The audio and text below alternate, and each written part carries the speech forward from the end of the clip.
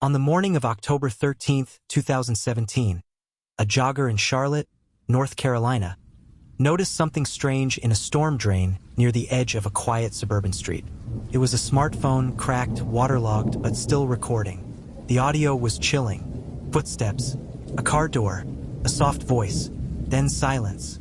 That phone belonged to Brianna Holloway, a 17-year-old honor student who had vanished the night before. Brianna Holloway was the kind of teenager who lit up every room she entered. She was a track star at her high school, a straight-A student with dreams of studying forensic psychology, and a regular volunteer at her church's youth group. Her parents, Denise and Marcus Holloway, described her as driven, joyful, and deeply compassionate. On October 12th, Brianna had stayed late after track practice to help a teammate with stretching drills. She texted her mom at 6:15 p.m., "Heading home now. Love you." That was the last message she ever sent. Her route home was familiar, a 20-minute walk through a quiet neighborhood. But somewhere along that path, Brianna vanished. When Brianna didn't come home, her parents immediately called the police. Within hours, a missing persons report was filed. Flyers were printed. Volunteers organized search parties. Local news stations ran her photo on every broadcast. But there were no witnesses, no signs of struggle, no clues until the jogger found her phone. The recording was brief but haunting. Investigators enhanced the audio and identified a male voice, calm, familiar, almost soothing. The timestamp matched the moment Brianna was last seen. Then came the tip that changed everything.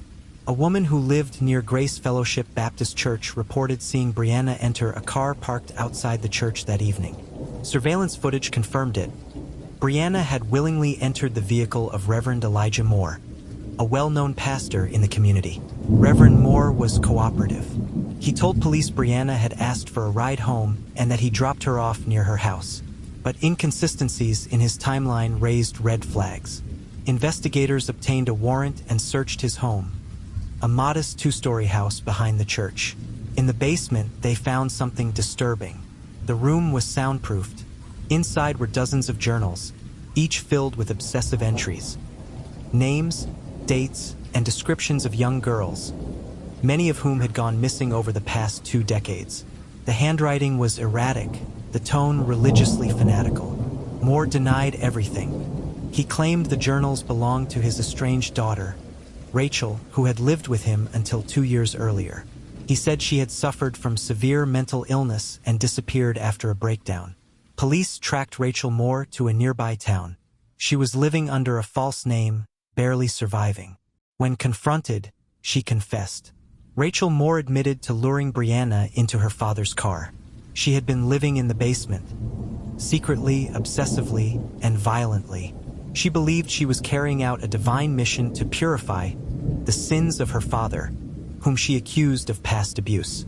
She described the murder as a cleansing ritual. Brianna was taken to the basement, where Rachel strangled her with a length of cloth while reciting scripture. She then buried Brianna's body beneath a patch of lilies in the church garden. Rachel showed no remorse. She believed she had saved Brianna's soul. Rachel Moore was arrested and charged with first-degree murder. She was found guilty and sentenced to life in prison without the possibility of parole. Reverend Moore was never charged, but his reputation was destroyed. The church closed its doors within months. Brianna's family was shattered. Her mother, Denise, later said in an interview, "We lost our daughter to someone who believed she was doing God's work. That's the part that haunts me." In Brianna's memory, her family launched the Holloway Foundation, a nonprofit dedicated to supporting missing youth investigations and mental health awareness. Her story became a symbol of how evil can hide in plain sight, behind stained glass windows and Sunday sermons. And that phone, still recording in the storm drain, remains one of the most haunting pieces of evidence in Charlotte's criminal history.